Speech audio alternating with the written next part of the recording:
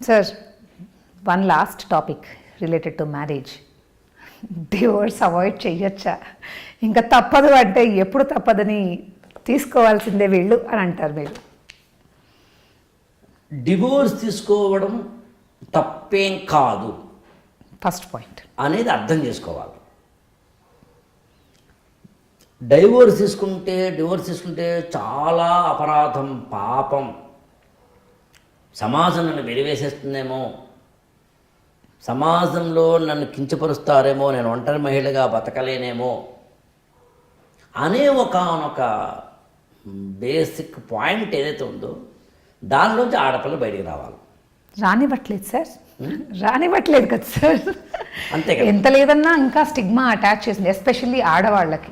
If she's మగవాళ్ళకన్నా ఆడవాళ్ళకి that still you know ఉంది lot.